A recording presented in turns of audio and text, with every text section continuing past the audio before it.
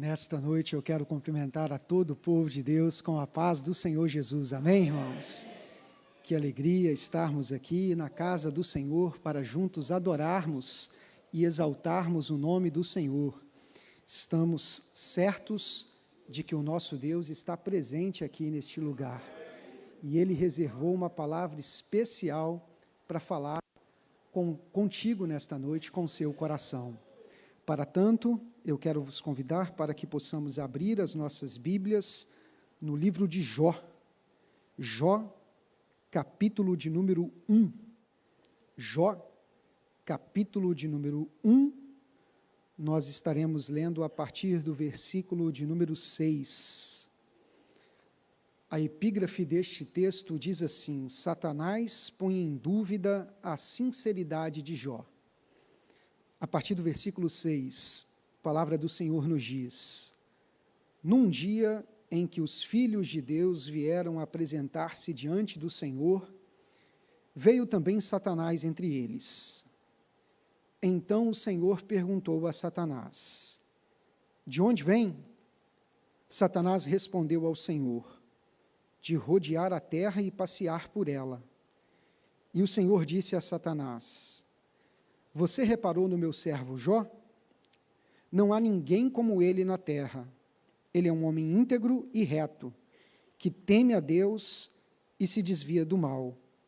Então Satanás respondeu ao Senhor: Será que é sem motivo que Jó teme a Deus? Não é verdade que tu pusestes uma cerca ao redor dele, da sua casa e de tudo o que ele tem? Abençoastes a obra de suas mãos, e os seus bens se multiplicaram na terra.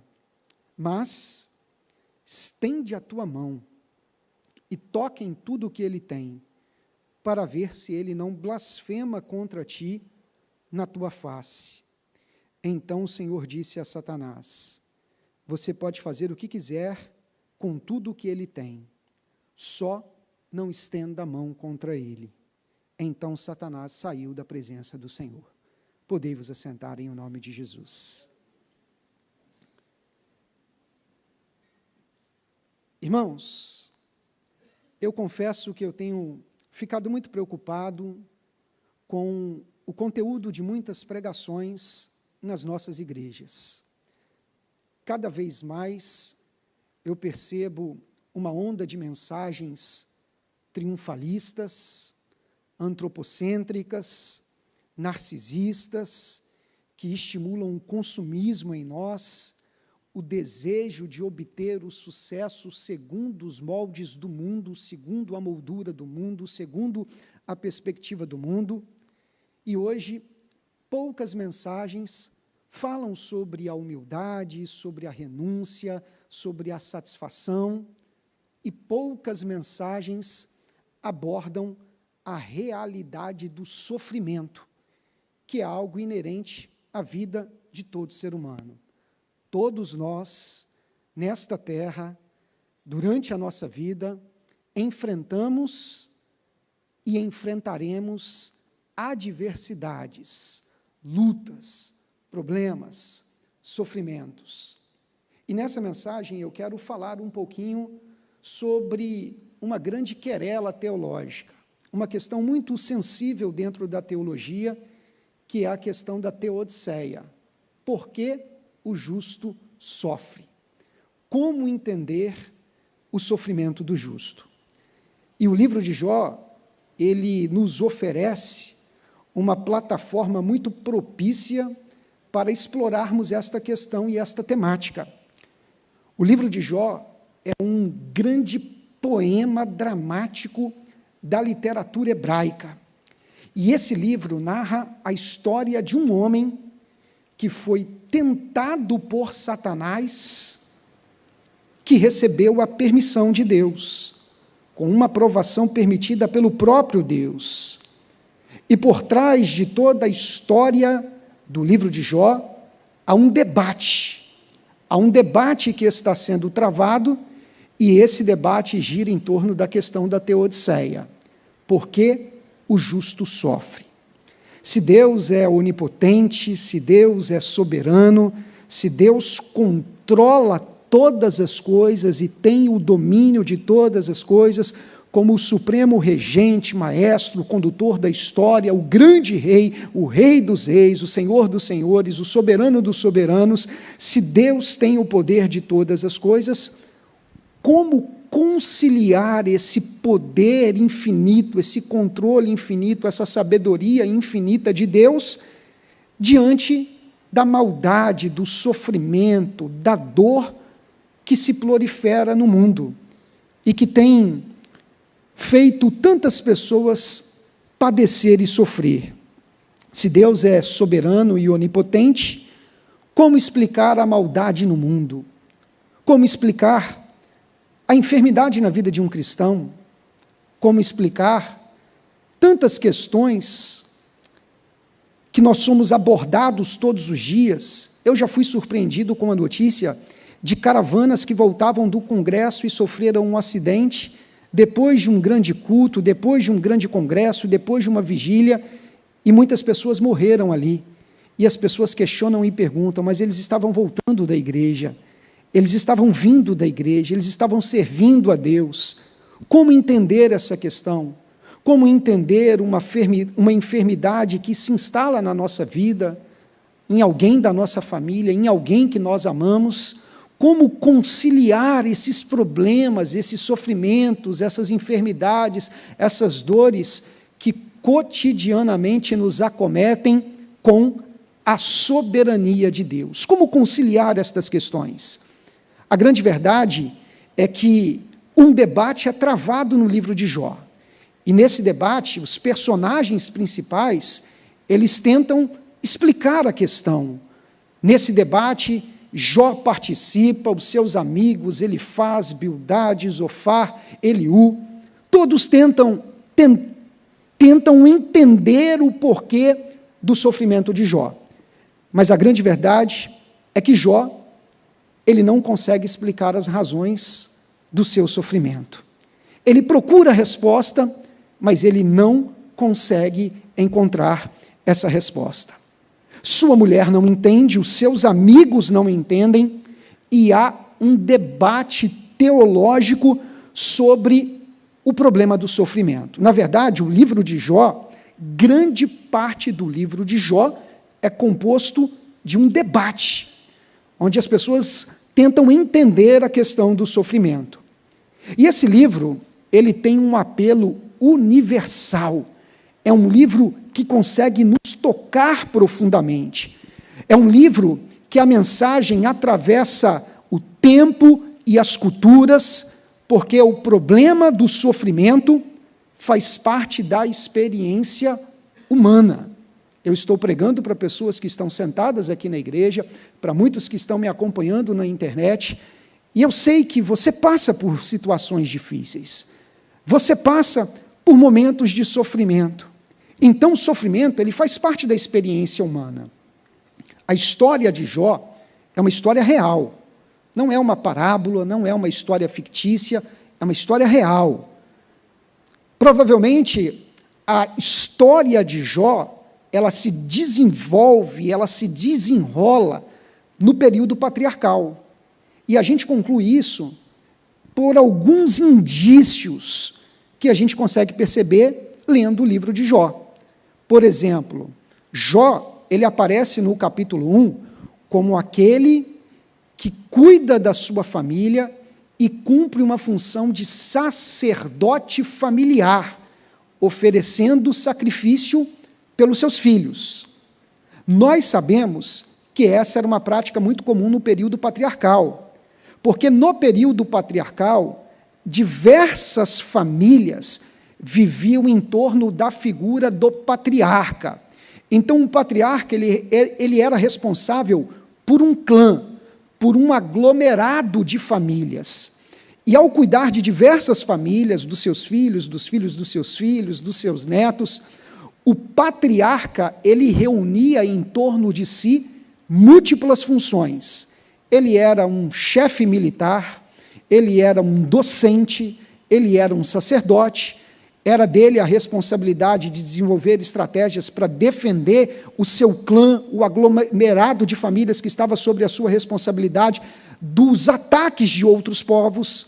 Era dele a responsabilidade de, como docente, ensinar os seus filhos e os filhos dos seus filhos sobre as lições que ele havia aprendido ao longo de sua experiência, ao longo de sua vida, e era dele também a responsabilidade de exercer uma atividade sacerdotal, sacrificando em favor dos seus filhos, da sua família. Nós sabemos que isso era comum no período patriarcal, mas essa prática do chefe do lar sacrificar pelos seus filhos, ela se extingue no primeiro ano da peregrinação do povo de Israel, quando eles saem do Egito, eles acampam na península do Sinai, ficam ali durante 11 meses. Nesse período nós dizemos que foi o ano teológico de Israel, e acampados na península do Sinai, eles entram em aliança com Deus, aliança sinaítica, um pacto estabelecido com Deus de Israel. Eles recebem o decálogo, recebem os juízos, recebem as ordenanças, recebem as orientações para a construção do tabernáculo, e também há a instituição dos sacerdotes, da figura sacerdotal. E a partir de então, o ministério sacerdotal, ele é departamentalizado, ele é setorizado para um grupo específico de pessoas. E quem são essas pessoas? Os homens que pertenciam à tribo de Levi e que eram descendentes de Arão. Então, a partir do ano 1 da peregrinação do povo de Israel no deserto, a função sacerdotal, ela passa a ser exercida por um grupo seleto de pessoas que preenchiam alguns requisitos, mas no período patriarcal não era assim. O chefe do lar, ele sacrificava pelos seus filhos. A gente acredita que a história de Jó, ela também se desenvolve no período patriarcal por causa da vida longeva do personagem principal, Jó.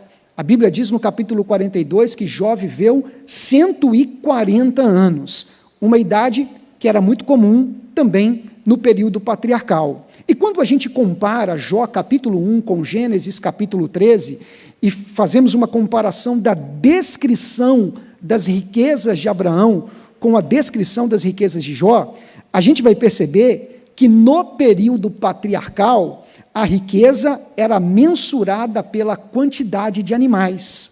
E quando a Bíblia vai falar que Jó é um homem próspero, para confirmar, para corroborar, para exemplificar isso daí, a Bíblia faz questão de apresentar o gado, o número de gados que estava sobre a autoridade de Jó, que pertenciam a Jó. E isso comprova que Jó, de fato, ele era um homem rico e um homem próspero. E o mais interessante é que, apesar de toda a sua riqueza, Jó, ele era um homem profundamente temente a Deus. Ele era um homem íntegro. E isso é o que mais se destaca na história de Jó. As riquezas é algo coadjuvante, é algo que é um acessório. O principal na vida de Jó é a integridade, é a fidelidade. Uma fidelidade que é apresentada não para os homens, mas para Deus, porque Jó vive uma vida de entrega e de obediência a Deus. E esse homem que é fiel, esse homem que é temente, de forma abrupta, inesperada, de repente, ele é submetido a intensas provações, e de uma forma esplêndida, extraordinária, descomunal, ele se mostra fiel, conservando a sua integridade, mantendo a sua fé, apesar da recorrente, da constante dor física, mental, emocional, espiritual, que Jó ele enfrenta, ele defende ao longo do livro que Deus merece ser servido, apesar do seu sofrimento, apesar da sua dor. Deus merece ser servido, Deus merece ser adorado. Ele não merece ser servido por aquilo que Ele faz por mim, mas por quem Ele é. Ele merece ser adorado. independente da situação que eu estou vivendo. Jó não abandona a sua fé. Depois de perder tudo e perder a sua própria saúde no capítulo 2, ele chegou a ser instigado, ele chegou a ser provocado pela sua mulher a amaldiçoar o seu Deus, a negar a sua fé e morrer. Mas ele continuou fiel a Deus. Em meio à dor, Jó reafirmou que Deus não deixa de ser Deus por causa da sua dor. Deus não deixa de ser Deus por causa do seu sofrimento. Deus não deixa de ser Deus por causa desta enfermidade. Por isso, Jó diz que ele não vai abandonar a sua fé em Deus. Deus não deixa de ser soberano quando a dor lhe acomete, quando o sofrimento lhe alcança. A dor que você sente, o sofrimento que você experimenta, expõe a sua fragilidade, não a fragilidade de Deus. Expõe o quão pequeno nós somos, mas não colocam em xeque a autoridade e o poderio de Deus. Deus continua no trono, e Ele tem o controle de todas as coisas. Ele continua sendo Deus. E no livro de Jó, isso é muito real, porque é Deus quem está no controle de tudo, estabelecendo até os limites da tentação. Até onde Satanás pode ir. Até onde ele pode colocar os seus pés. Deus estabelece os limites da tentação que Jó é submetido. O sofrimento, a dor, expõe a nossa fragilidade, não a fragilidade de Deus. Eu me lembro muito da história de Paulo, quando ele ora a Deus para que o Senhor retire o espinho de sua carne. E ele ora para que Deus o livre, para que Deus tire ele desse sofrimento. E o Senhor diz para ele: a minha graça te basta, porque o meu poder se aperfeiçoa na fraqueza. Esse sofrimento expõe a sua fragilidade, e na sua fragilidade você clama ao Senhor. Então esse sofrimento que veio para te enfraquecer, na verdade te fortalece, porque te torna mais submisso, te torna mais crente, te torna mais obediente, te torna mais fiel, te torna mais consciente de que sem Deus você não é nada, porque você precisa da graça dEle, da misericórdia dEle, do favor dEle, da bênção que somente Ele pode derramar sobre a sua vida. Quando nós olhamos para a história de Jó, nós veremos que, assim como Jó, nós somos chamados para uma vida de fidelidade, de integridade a Deus. O livro de Jó, de modo panorâmico, ele está estruturado em 4 partes: prólogo, debate, monólogo e epílogo. O prólogo é a introdução do livro de Jó, capítulo 1 e capítulo 2. É a parte em que apresenta a história de Jó. O debate, eu considero que o debate ele se estende do capítulo 3 de Jó até o capítulo 37. E no debate a gente tem as palavras, os discursos de Jó e de seus amigos. No monólogo, a gente tem a fala de Deus. E quando Deus fala, todos se silenciam. Capítulo 38, 39, 40 e 41. 4 capítulos que Deus fala. E no capítulo 42, a gente tem o epílogo, que é o encerramento da história de Jó. É interessante que Jó, ele é apresentado logo no prólogo como um homem fiel a Deus. E Deus lhe abençoa de muitas formas. Satanás diz que Deus lhe cercou de bênçãos, como um muro, uma proteção, onde Jó vivia uma vida de bênçãos atrás de bênçãos. Jó é apresentado como um homem fiel que vive alegrias e prosperidade. É fácil ser fiel quando tudo vai bem, quando as coisas acontecem do jeito que a gente sonhou. Difícil é ser fiel quando tudo diz que não, quando as circunstâncias nos são desfavoráveis. É nessa hora que a gente precisa demonstrar a nossa fidelidade. Fidelidade na alegria é fácil. O grande teste da fidelidade é no momento difícil. E quando a fidelidade se torna mais difícil, ela é ainda mais necessária. Então, quando a adversidade chegar, seja fiel. A fidelidade é a base de tudo no cristianismo. Nós somos chamados para uma vida de fidelidade. É obedecer ao Senhor, é ouvir a sua palavra, é acatar as suas ordens, é seguir as suas instruções, é obedecer. Eu costumo dizer que o abecedário do mundo é abecedeiro, o abecedário do cristão é obedecer. Obedecer a Deus, obedecer a sua palavra, obedecer aos seus ensinos. Então, nós somos chamados para uma vida de fidelidade. E a fonte que vai alimentar a nossa fidelidade a Deus é o temor ao Senhor. Por isso, quando a Bíblia vai apresentar Jó como um homem fiel, diz que ele é um homem temente, porque uma coisa está relacionada com a outra.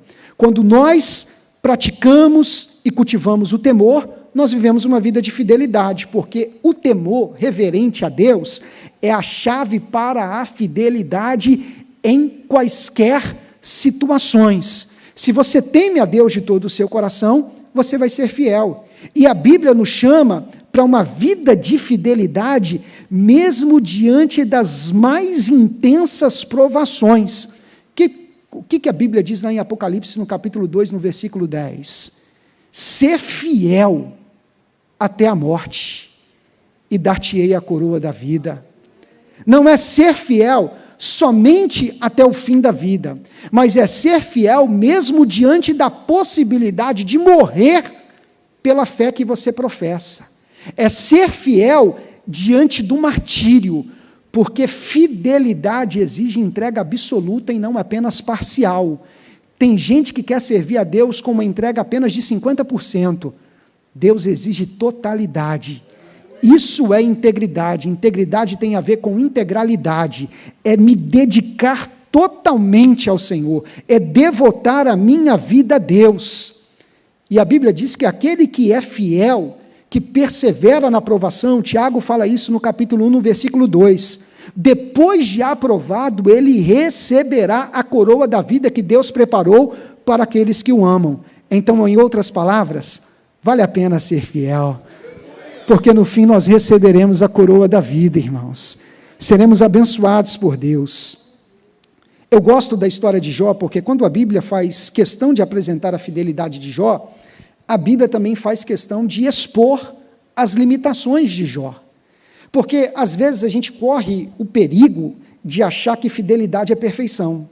E o fato de você ser fiel não significa que você será perfeito, que você será inerrante, que você será infalível. A Bíblia é inerrante, a Bíblia é infalível, o nosso Deus é inerrante, o nosso Deus é infalível.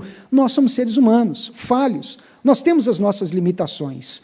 E o livro de Jó faz questão de apresentar as limitações do personagem principal. O prólogo do livro de Jó, ele vai alternando entre a cena celestial e a cena terrestre. Jó, ele só tem acesso à cena terrestre, assim como seus amigos. Eles não sabem o que está acontecendo na cena celestial. Nós, leitores, temos acesso à cena celestial. Nós fazemos uma leitura alternando entre a cena celestial e a cena terrestre. Nós sabemos o porquê que Jó foi submetido àquele período de sofrimento, aquele período de grandes tentações e de grandes provações. Nós sabemos disso, mas Jó, ele não sabe, porque ele não tem acesso à cena celestial. E por não ter acesso à cena celestial e não compreender as razões do seu sofrimento, ele entra em crise. Jó, ele sofre por experimentar uma crise. Ele amaldiçoa o dia do seu nascimento, ele fala algumas coisas que não deveria falar, algumas coisas que não são louváveis, e a Bíblia faz questão de expor isso para dizer que Jó, ele não é aquele santarrão, aquela pessoa infalível, aquela pessoa que não falha, aquela pessoa que não fraqueja. Não, ele é um homem que tem as suas limitações, que tem as suas dificuldades, mas mesmo com as suas limitações, com as suas fragilidades, com as suas dificuldades, ele está o tempo inteiro se submetendo a Deus, dizendo: Senhor, me revela, Senhor, se mostra a mim, Senhor, eu quero ter contato contigo, eu preciso entender isso, tu és Deus, mesmo eu não entendendo. O tempo todo Jó está se colocando debaixo da autoridade de Deus, e isso é uma prova da fidelidade, porque fidelidade mesmo que você venha errar, você jamais se afastar do Senhor, mas estar sempre debaixo da presença dEle, pedindo perdão, clamando, buscando a presença dEle. E é interessante que a Bíblia faz questão de apresentar as limitações de Jó. Eu abro um parênteses para dizer, irmãos, que hoje nós vivemos a história de Jó. É lógico que nós não experimentamos os sofrimentos de Jó, mas existem cenas celestiais que a gente desconhece, porque a gente só tem acesso à cena terrestre. A gente passa por situações que a gente fica perguntando para Deus o porquê, assim como Jó. A gente pergunta para Deus, Senhor, por que isso? Senhor, eu estou tentando entender isso, porque nós não temos acesso à cena celestial. E quando a gente não tiver acesso à cena celestial, o que a gente faz? Irmãos, eu gostaria de ter resposta para tudo, mas eu não tenho resposta para tudo. E quando me faltam respostas, eu fico com a fé. A fé é o meu fundamento, a fé é a minha bússola, a fé é a minha companheira. Por isso a Bíblia faz questão de dizer que o justo viverá pela fé. Então ande pela fé, caminhe pela fé, enfrente a provação pela fé, passe por essa adversidade pela fé e não abra mão da sua fé. A fé, ela tem íntima relação com fidelidade. São conceitos bem semelhantes. E é interessante, irmãos, que quando a gente olha para a história de Jó, eu também faço uma pergunta. Talvez a mesma pergunta que Satanás fez para o Senhor, eu sempre pergunto para mim mesmo: a minha fidelidade a Deus é por convicção ou por conveniência? Eu sirvo a Deus porque Ele me abençoa ou porque eu o amo de todo o meu coração? A gente precisa fazer essa pergunta para a gente, porque hoje tem se pregado um evangelho triunfalista, onde nós tentamos atrair as pessoas para o culto, para a igreja, prometendo bênçãos e mais bênçãos. Então é fácil ser crente desse jeito. É fácil ser crente para buscar bênção na igreja. Difícil é ser crente para viver uma vida de intimidade com Deus, uma vida de submissão, uma vida de obediência à palavra de Deus. Jó foi questionado, pessoas fiéis são questionadas. O mundo perdido, ele questiona o tempo inteiro a capacidade de ser íntegro. Quando Deus dá testemunho de Jó, Deus diz, ele é um homem fiel, um homem temente. Satanás questiona a integridade de Jó. Satanás questiona a fidelidade de Jó. O mundo perdido também questiona a integridade do crente. O mundo perdido questiona, será que vai casar virgem mesmo? Será que é possível casar virgem? Será que é possível ser fiel? Será que é possível fazer uma missão militar, ir para um país distante, ficar 3 meses, 6 meses longe da esposa e continuar sendo fiel? Será que isso é possível? O mundo duvida da integridade, o mundo duvida da capacidade de ser fiel, mas nós conseguimos sim, irmãos, enfrentar as adversidades e manter a nossa fidelidade a Deus, porque a nossa fidelidade, ela é alimentada através da intimidade com Deus e do conhecimento e da convicção da palavra do Senhor. Quando Deus dá testemunho da fidelidade de Jó, Satanás, ele se mostra cético, e ele questiona o real motivo da adoração de Jó. Satanás, ele sugere que Jó só é o homem que é por causa do que ele tem, por causa da política governamental de Deus, que cercou Jó de bênçãos. E aí Satanás, ele lança um questionamento e diz, e se ele perder tudo? Ele permanece o mesmo? Se você perder tudo, você permanece o mesmo? Você permanece fiel? Você permanece adorando ao Senhor? E se você perder o seu emprego, se você perder a sua casa, se você perder os seus filhos, você continua sendo fiel ao Senhor? Precisamos nos fazer essa pergunta, irmãos. Eu tenho o sonho de ser pai, e eu já perdi 5 filhos, e eu continuo sendo fiel ao Senhor. Se as coisas não acontecem do jeito que a gente sonhou, do jeito que a gente idealizou, a gente vai abrir mão da nossa fé? A gente vai abrir mão da nossa convicção? A nossa fidelidade não está baseada em conveniência, mas em convicção.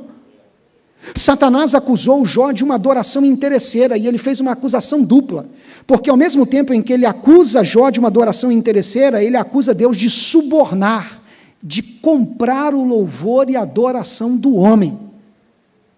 Satanás questiona a política governamental de Deus. Satanás diz, olha, essa política de abençoar o justo não gera uma integridade verdadeira. Porque Jó não ama a integridade por amor à integridade, ele ama a integridade pelos benefícios que a integridade lhe concede. E tem muita gente sendo crente, vindo na igreja e dizendo que ama a Deus, por causa dos benefícios que ele busca. Nós precisamos amar a integridade por amor à integridade. Amar a Deus de todo o coração. A melhor coisa que pode ser dita acerca de um homem é que ele amou a Deus de todo o coração. A melhor coisa que pode ser dita. Não é quantos carros ele comprou, não é quantos seguidores ele tem nas redes sociais, não é a capacidade de influenciar, não é o quanto ele foi aplaudido, condecorado, ovacionado pelos louvores e as glórias humanas. A melhor coisa que pode ser dita acerca de um homem é o quanto ele amou ao Senhor de todo o coração e de toda a sua alma. Por isso o teólogo Agostinho chegou a dizer, eu odiaria a minha própria alma se descobrisse que ela não ama a Deus. Eu não suportaria isso, porque eu devo viver para amar ao Senhor de todo o meu coração. E é isso que a Bíblia nos convida lá em Deuteronômio, no capítulo 6, no versículo 5. Ame o Senhor, seu Deus, de todo o teu coração, com toda a tua alma, com toda a tua força, com toda a tua capacidade, com todo o teu entendimento, e quem ama obedece. Jesus falou sobre isso. Jesus disse isso lá em João, no capítulo 14, no versículo 21.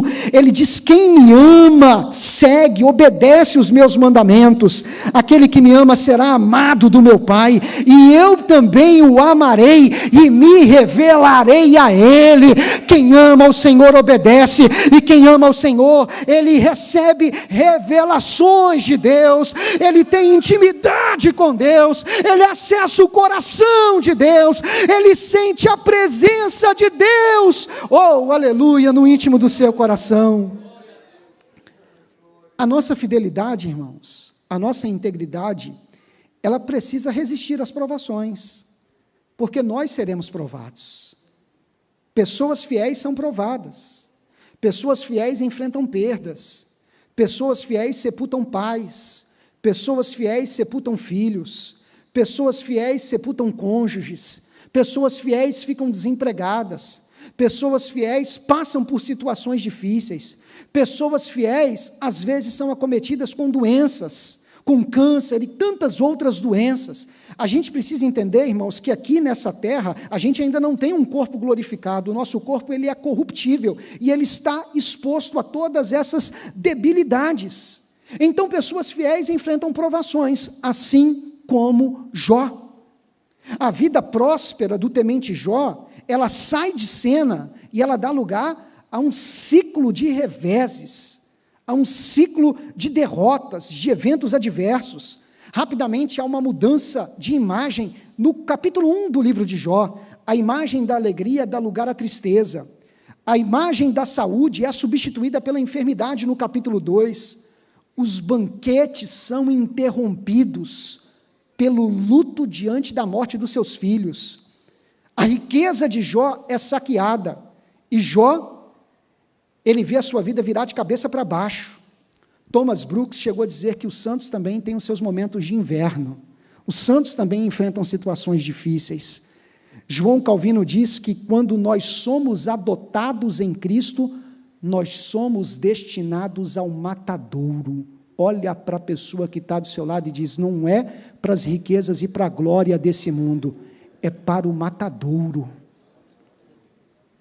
Spurgeon diz que lá no céu ninguém usará coroa se não carregou uma cruz aqui embaixo. É tomar a cruz, é seguir.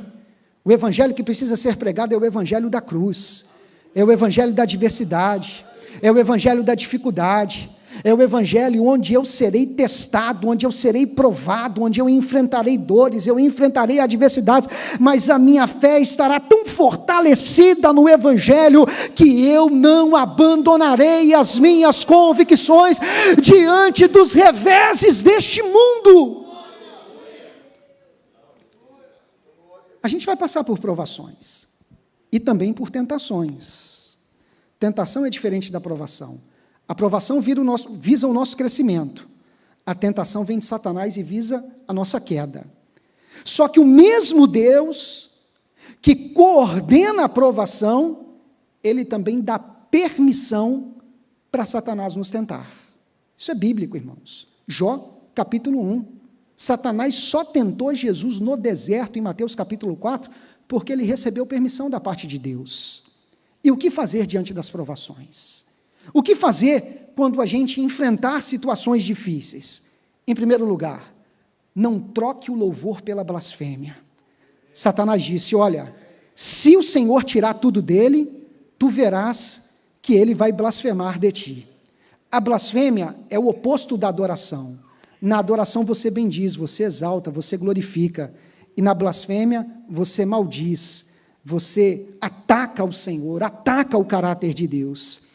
Se a adoração de Jó fosse uma adoração superficial, interesseira, mercenária, mercadológica, transacional, cambial, uma adoração fundamentada em troca, onde ele adora e recebe as bênçãos, seria uma adoração falsa. Diante da provação, quando Deus lhe retirasse as bênçãos, ele abriria a mão da sua adoração. Essa foi a tese de Satanás, mas Satanás, ele foi envergonhado, porque Deus conhece aqueles que são seus. Deus disse, pode ir lá, Satanás, pode tentar, só que Satanás não é onisciente, Satanás não sabe do futuro, mas o nosso Deus, ele sabe todas as coisas. O futuro para ele é como se fosse passado, ele é atemporal, ele caminha fora da linha do tempo, ele é o mesmo ontem, hoje e será eternamente. Ele está dizendo, Satanás, tu está propondo uma tese que eu já sei o futuro, eu já sei o final dessa história, mas eu vou te provar, Satanás, que ainda existem pessoas fiéis.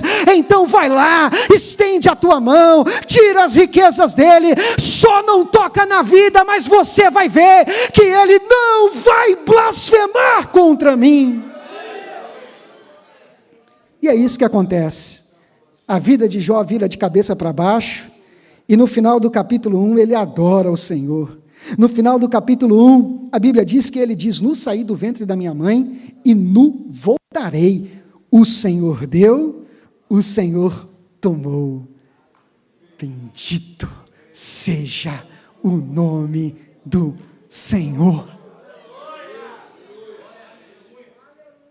Irmãos, ele disse, bendito seja o nome do Senhor, depois de perder 7 filhos e 3 filhas. Ele disse, bendito seja o nome do Senhor, depois de perder toda a riqueza.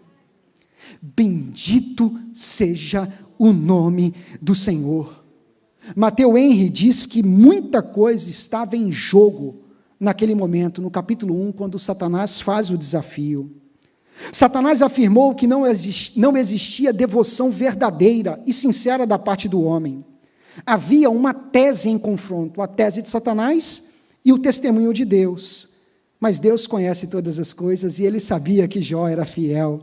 Ele conhecia a adoração de Jó. Irmãos, Deus não se ilude com a adoração falsa. Deus não se ilude com a adoração interesseira.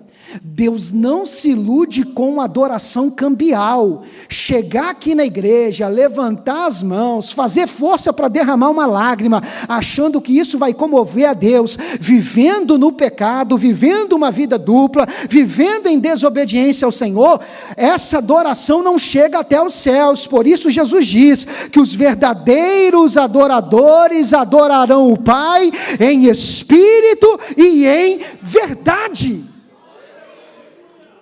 Há um pensamento que diz que os homens carnais, eles se contentam com um ato da adoração, porque eles não têm desejo de comunhão com Deus.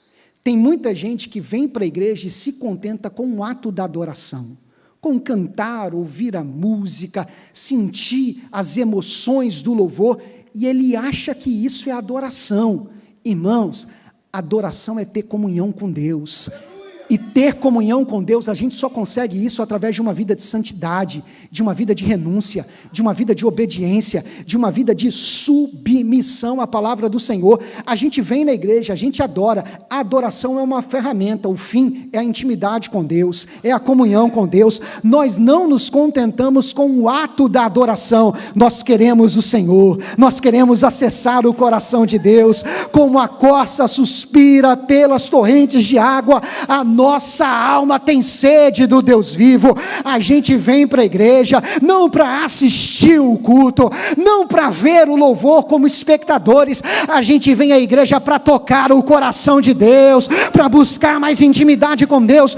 Por isso o verdadeiro adorador, segundo Matthew Henry, ele adora tanto no público quanto no privado. Ele diz: a adoração pública não nos isenta da adoração secreta.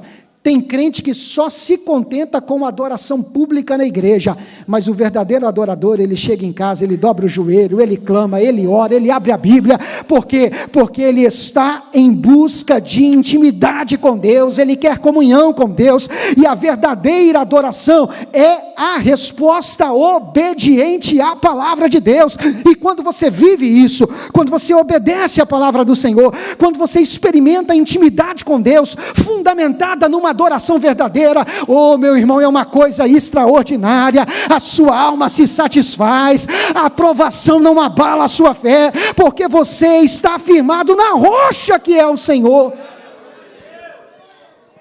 Aleluia. W. Tozer chegou a dizer que há mais restauradora alegria em 5 minutos de adoração do que em 5 noites de folia.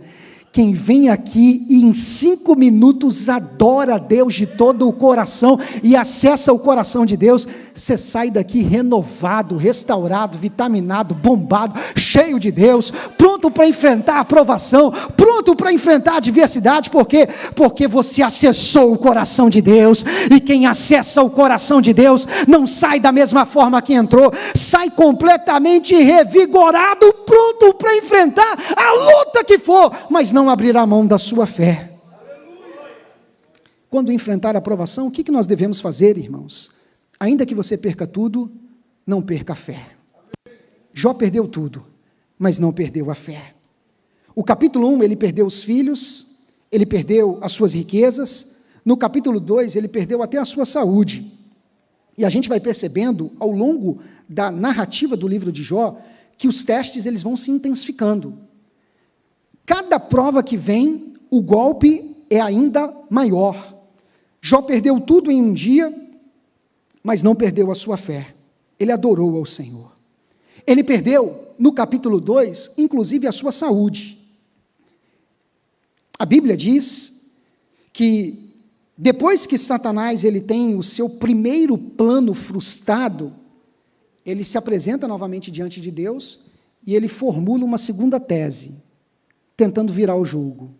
E aí Satanás diz: olha, pele por pele, tudo quanto o homem tem dará pela sua vida. Essa frase é um tanto enigmática, é uma frase um pouco misteriosa, mas basicamente ele está dizendo o seguinte: olha, Jó é um homem egoísta, Jó é um homem que só se preocupa com ele, com a pele dele. Perder os filhos, para ele não foi um problema, é mais uma visão pessimista a respeito do ser humano.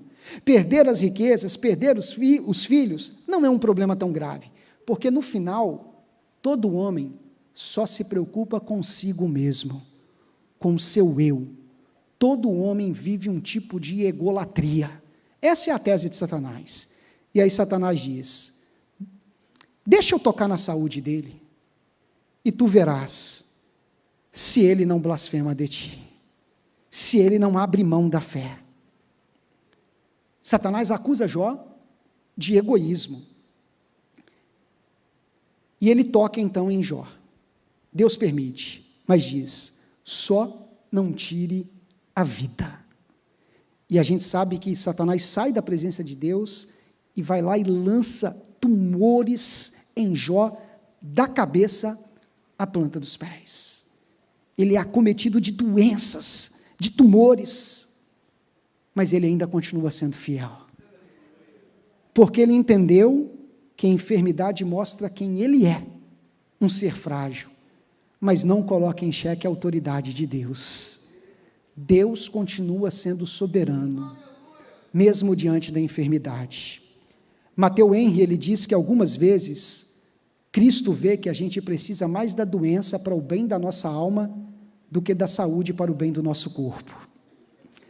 Há enfermidades que salvam, há enfermidades que salvaram famílias, há enfermidades onde filhos vieram para a igreja pedindo a cura para o seu pai, para a sua mãe, o Senhor não curou, a pessoa padeceu, a pessoa morreu, mas a família foi salva.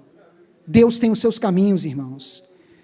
Spurgeon dizia que em alguns momentos a enfermidade é mais útil aos santos do que a saúde. Talvez seja por isso que Paulo clamou e disse: Senhor, tira esse espinho, e o Senhor disse: a minha graça te basta, porque o meu poder se aperfeiçoa na fraqueza. Algumas vezes a enfermidade é mais útil. Deus tem os seus propósitos, irmãos. Abraham Wright, ele chegou a dizer: sou abençoado por minhas enfermidades, enriquecido por minha pobreza e fortalecido por minha fraqueza, porque tudo isso me faz viver uma vida de submissão a Deus. Então não negue a sua fé por causa das dificuldades, não negue a sua fé por causa das enfermidades, não negue a sua fé por causa das fragilidades. Quando Jó, ele é acometido dessa doença, uma grande pressão vem sobre ele, pressão de pessoas próximas, da sua mulher. E o que fazer quando vem a provação? Não ceda às pressões, inclusive das pessoas que estão próximas de você, porque o fato das pessoas estarem próximas de você e te amar não significa que elas estão certas em tudo aquilo que elas dizem. Obviamente, a mulher de Jó queria apresentar um fim para o sofrimento dele. Disse: olha, finaliza isso, acaba com essa história, chega de sofrimento. Há uma pressão.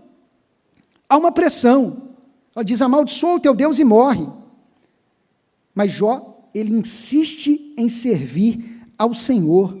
Quando a mulher de Jó diz isso, ele responde para ela: mulher, Jó capítulo 2, versículo 10, mas Jó respondeu: você fala como uma doida.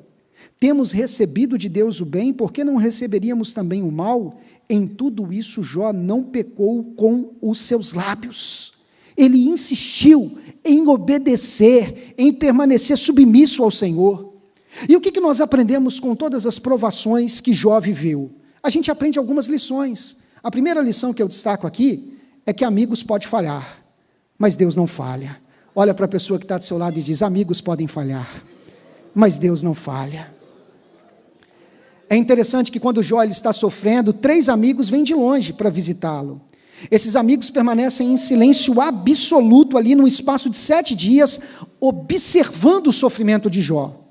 E depois de ver aquele sofrimento, não sabendo como consolá-lo, esses amigos, depois de 7 dias, interrompem o silêncio e o acusam de ter cometido diversas transgressões. Quando a gente começa a avaliar os discursos dos amigos de Jó, a gente vai ver o quanto esses amigos, eles foram cruéis, o quanto faltou empatia, o quanto faltou sensibilidade, o quanto faltou solidariedade. Elifaz, que veio de Temã, da cidade de Edom, que provavelmente era o mais velho, porque ele sempre é o primeiro a falar, e os seus discursos são sempre longos. Ele questionou a integridade de Jó, e disse que se Jó fosse tão honesto quanto diz, ele não passaria por aquela situação.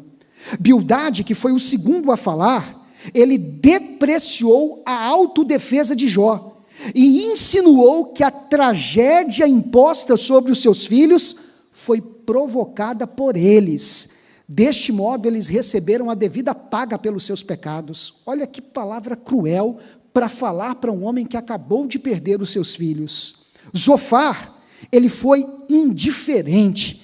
Ele chegou a dizer que Jó merecia um sofrimento ainda maior, porque na realidade ele era um transgressor. Ele dizia que as perdas que Jó sofreu eram castigos que Deus impunha sobre homens maus, sobre homens ímpios. Eliú, que chegou depois, que é o que pega mais leve, ele chega até a ter uma certa empatia, uma certa solidariedade, e ele diz para Jó que, na verdade, Deus ele é transcendente, a gente não consegue entender todos os caminhos de Deus, porque há mistérios que o homem jamais vai conseguir descobrir e jamais vai conseguir entender e acessar.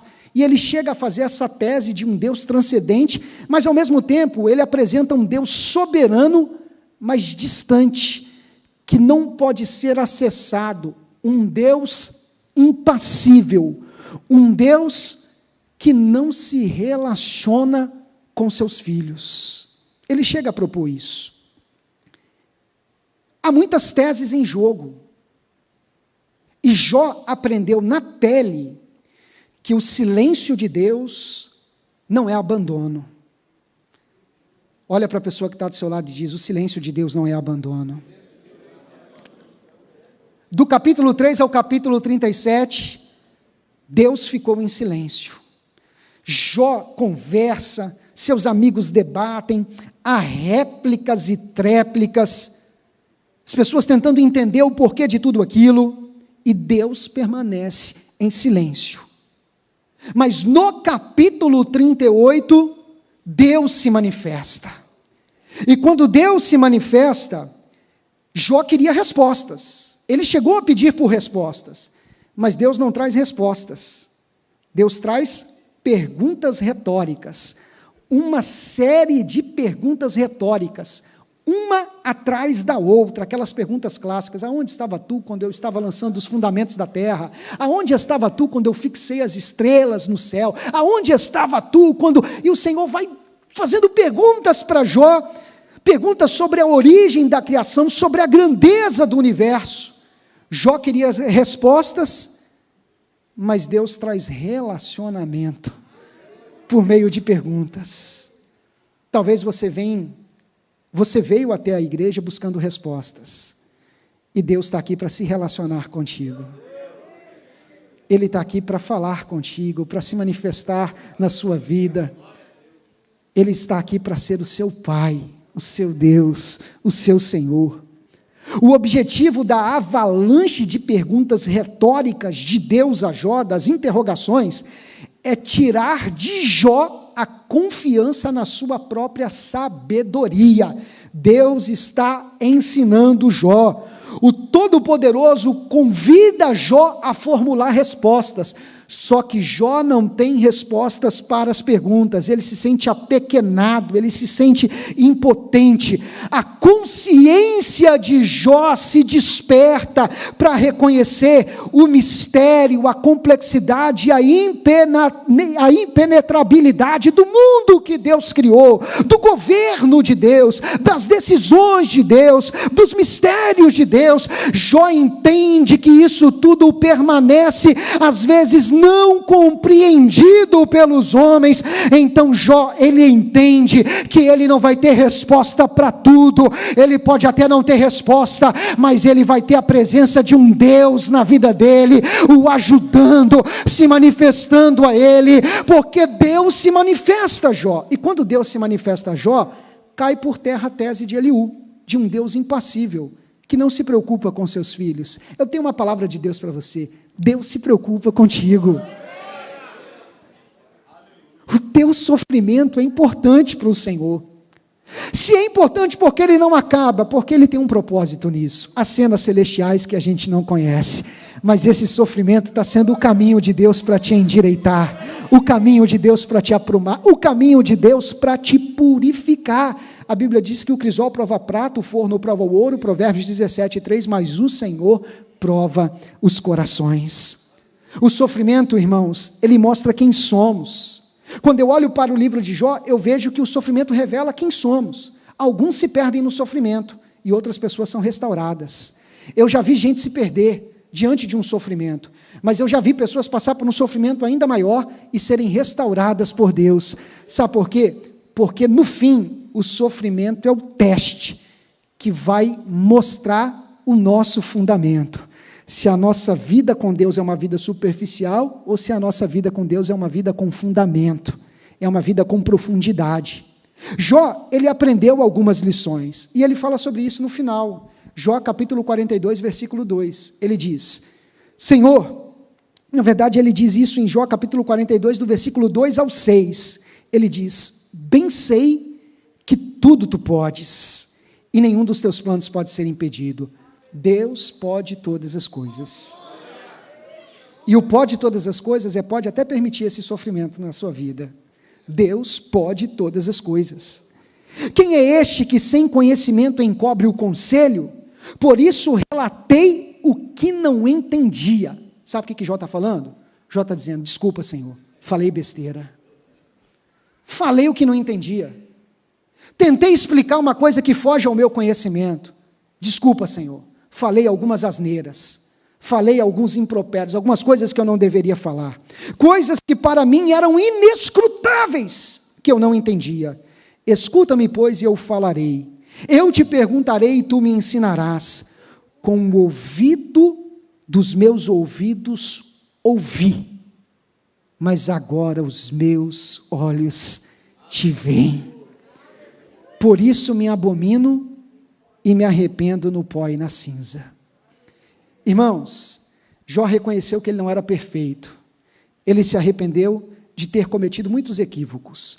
Mas ainda assim, a Bíblia não desconstrói a integridade de Jó. Apesar de reconhecer as suas fragilidades, as suas limitações, a Bíblia faz questão de dizer que ele foi fiel. E no fim, o Senhor convida Jó a fazer um sacrifício pelos seus amigos.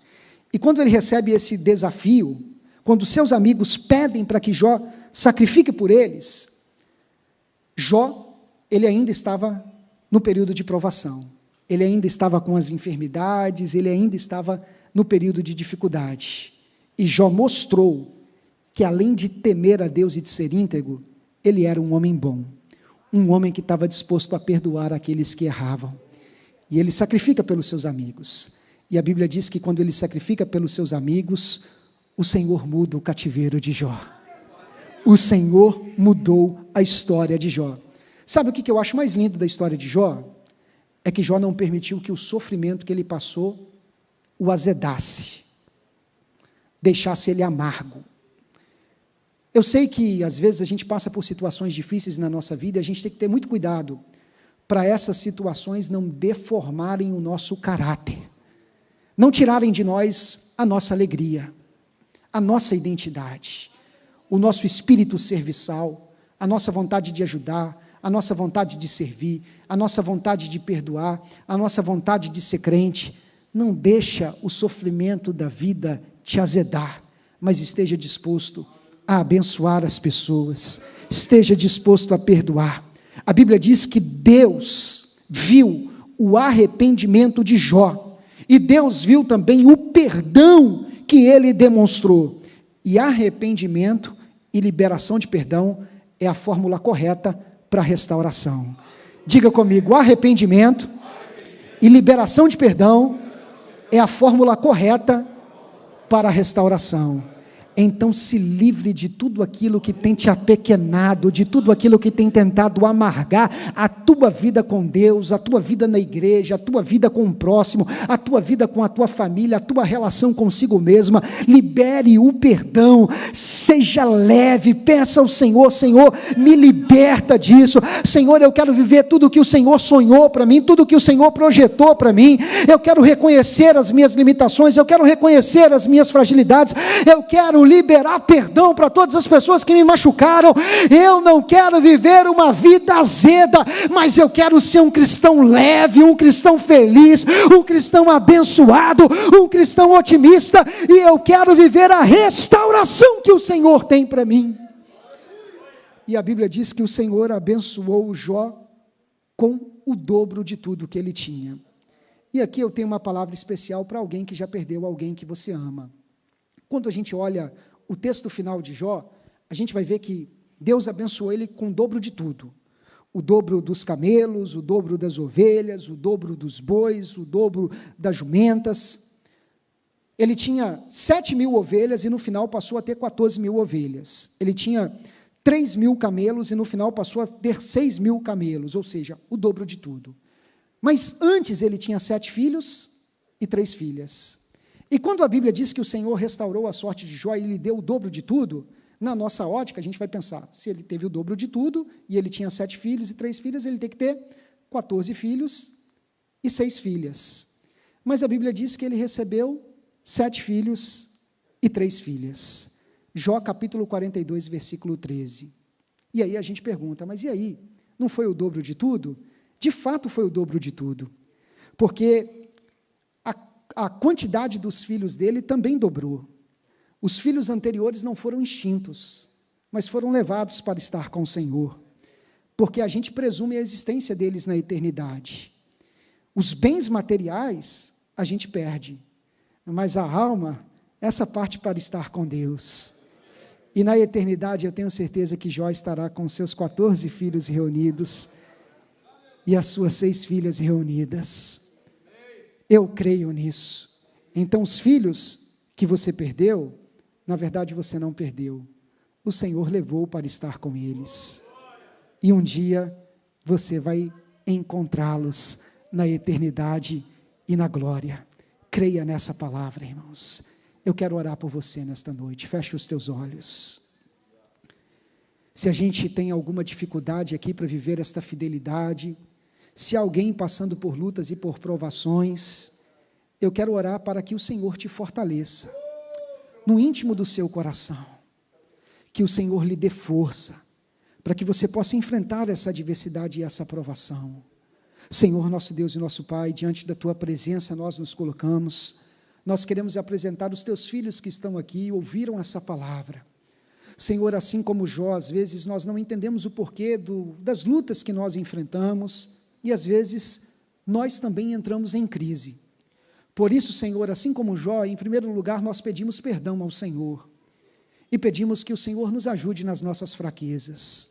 As lutas, os sofrimentos que a gente enfrenta revelam a nossa fraqueza, Senhor, não a Tua fraqueza, porque Tu és um Deus forte, poderoso, maravilhoso, onipotente, onipresente, onisciente, soberano. Portanto, nós nos colocamos, ó Deus, em submissão a Ti, reconhecendo a nossa total dependência de Ti. E por isso eu te peço, Senhor, fortaleça os Teus filhos, ajude os Teus filhos a viver um cristianismo verdadeiro, Senhor. Um cristianismo verdadeiro. Um cristianismo em nós, um cristianismo que gera em nós profundidade, intimidade, comunhão contigo, disposição para sermos íntegros por amor a Ti, Senhor, por amor ao Teu caráter, a quem Tu és. Portanto, Senhor, dê-nos esta base, esse fundamento. E se alguém enfrentando grandes lutas, grandes provações, enfermidades, sofrimentos, Senhor, nós buscamos sim a cura, nós buscamos o milagre, porque faz parte da natureza humana. A gente busca soluções para os nossos problemas, e nós vamos clamar, e nós cremos que Tu és um Deus capaz de fazer, Senhor.